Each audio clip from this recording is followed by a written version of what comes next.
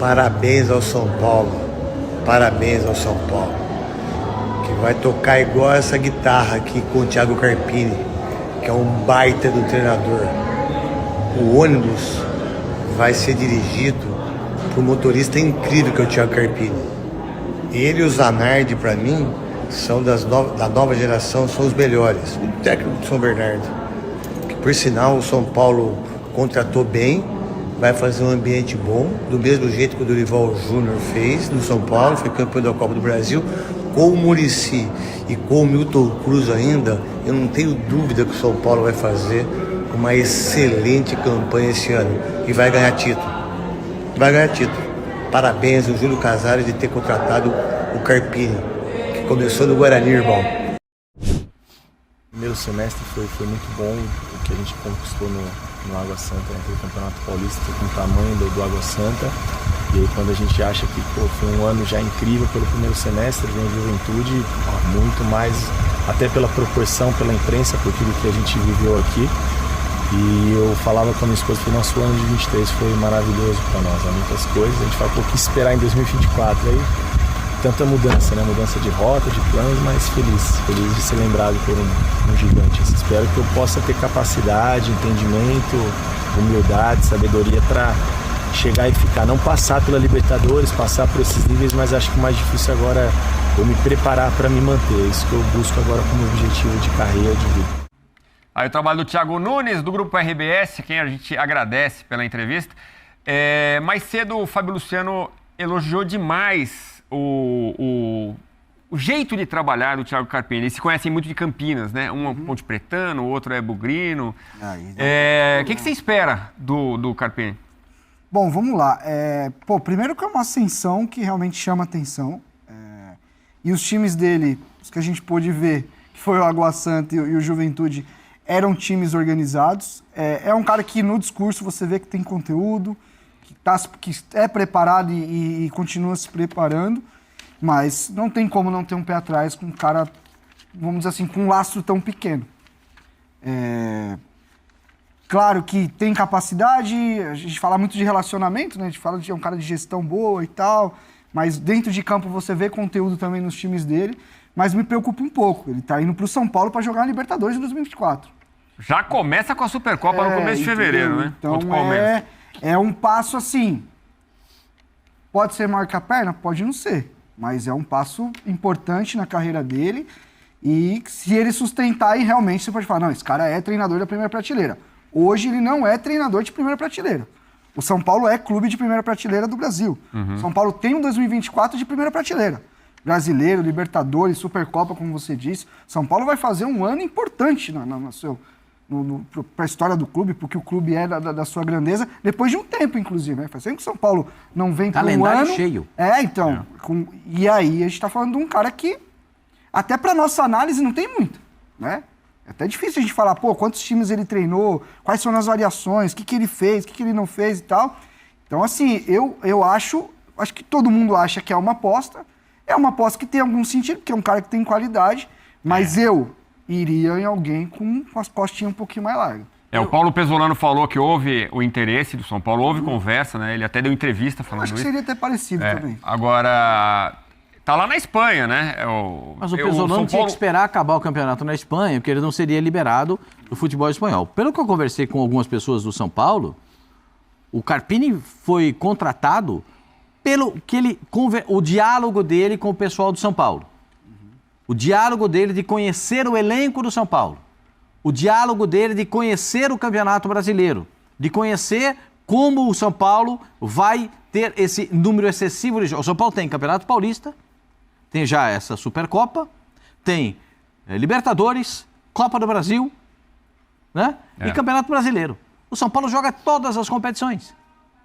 É o atual campeão da Copa do Brasil. O que se exige do São Paulo hoje? Que o São Paulo esteja na primeira prateleira do Campeonato Brasileiro. O que se exige do São Paulo? Que ele esteja no primeiro nível da Libertadores da América. E aí eu gosto muito do discurso dele quando ele diz o seguinte: chegar eu cheguei, agora eu tenho que me manter. É o mais difícil.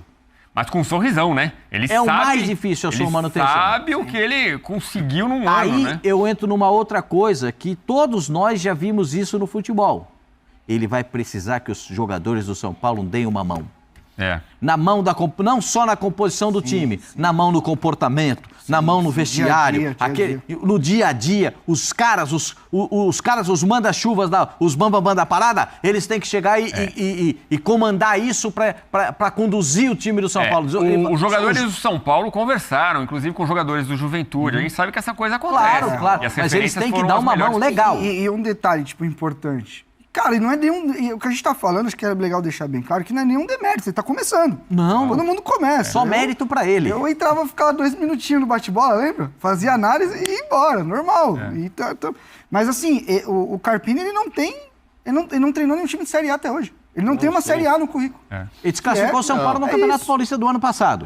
Com um formato de jogo diferente do que o São Paulo joga. O time do Água Santa tinha um formato de jogo diferente do que o São Paulo aplicou, diferente do que o São Paulo contratou. Porque o São Paulo contratou jogadores pensando no Dorival. Agora ele vai ter um elenco para... É legal que ele tenha dito, eu preciso me adaptar à circunstância e aos jogadores. Ver o que ele tem para montar um time do jeito que ele imagina. Porque o São Paulo contratou 2 jogadores de beirada de campo, que o São Paulo não tinha. Sim. O São Paulo agora tem. O São Paulo tem pelo menos 3 meias para entregar para o São Paulo diferentes situações. E agora o cara que pegar o Juventude vai contar com um elenco que o Carpini... Quantos que ele contratou lá? 15.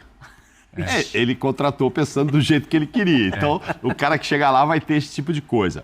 Cara, além de tudo... E depois eu até falo um pouco sobre isso. Isso é um dos maiores erros que os clubes de futebol têm no Brasil. Tá fazendo, né? Outra coisa, assim, vocês falam dele contar com apoio e tal. Ele tem 39 anos, o Rafinha tem 38. O Rafinha é um dos líderes do vestiário. Tem praticamente a idade dele. Vai ter que respeitá-lo, sabendo que o Rafinha já tem uma carreira lá fora, internacional, etc. Um currículo muito maior do que o próprio técnico. Sim. Mas agora ele é o técnico. Então... É muito legal que ele tenha esse apoio de todo mundo. Pois é, uma relação, a gente fica imaginando, com o Rames Rodrigues, jogador internacional de Copa do Mundo. Mas é técnico, cara, é o chefe. Que talvez faça uma pressão para ser titular. Mas, cara, o Rames tem que entender que se ele foi contratado pelo Muricy, pelo presidente, pelo Belmonte e tal, é porque ele vai ser o chefe, porra. Então, senão, ninguém... É por isso que eu falo, o clube de futebol, ele tem que ter um norte. Ele tem que ter estabelecido...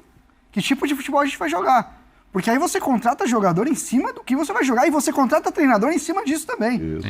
Porque se você ficar mudando de mamão para fígado a cada refeição, você não vai. Mas eu falei isso nenhum. do Juventude é porque o Carpini ia ficar lá. Então ele deve ter contratado 15 caras pensando do jeito que ele pensa. Outra coisa que, assim, você vê essa ascensão meteórica dele, que também tem que ter sorte. Isso aí ele já mostrou na classificação do ano passado, gente. Ele pega o Juventude na zona do rebaixamento. Tá, mas o último 7 jogo, pontos. o último jogo tinha um jogador a menos. O jogo era no Ceará e foi 3-1 pro Juventude. E ele vai para a segunda colocação. Ele ia ficar fora. Ele perde um jogador e estava perdendo o jogo pro Ceará. Então foi a classificação mais dramática da Série B o ano passado, foi a do Juventude. E ali é o final de trabalho. Aí você fala, não, mas aí foi a esperteza. Não é, cara. Aí é aquele jogo dramático, você com um jogador a menos e virou para 3-1 e classificou. Ele saiu de desclassificado para segundo colocado. Então mostra que ele tem estrela. Agora, é uma aposta. Ele é bom, ele é estudioso. Mas ele não pegou nunca um desafio deste tamanho. E o São Paulo já fez outras apostas que não funcionaram. O Rogério Ceni começou no São Paulo, durou quanto? E era um mito. Jardine. Aí o Jardine. Campeão no México agora. Agora o Jardine tá bem, mas não durou 6 meses também. Quer dizer... Durou nem 3, eu acho. Nem 3, eu acho. 6 jogos, 10 jogos. Caiu na primeira fase da Libertadores, sei lá o que aconteceu. Mas o que eu quero dizer? É isso, cara.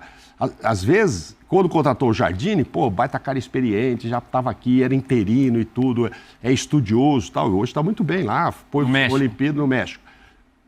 Mas não funcionou. O Ceni, vamos deixar começar aqui, o cara é estudioso e tal, Silvinho. Então, às vezes, esses começos assim não funcionam. Espero que o Carpini tenha um destino melhor. Aí precisa do jogador dar uma mão. Mas será que não deram pro Rogério apoiar. na época? Será que era questão de gestão? Precisa. Pro Jardine também não deram, pro Silvinho não deram, pra ninguém que começa não deram. Assim, o Barbieri, times- o Barbieri foi pegar logo o O Flamengo. Fernando no Corinthians, os caras amavam ele, mas... O Fernando Lázaro. Vem cá, Então, agora, assim, falando de idade. vamos torcer pra ele dar certo, mas o é Pesolano- um O Pesolano também tinha um ano a mais que ele, né?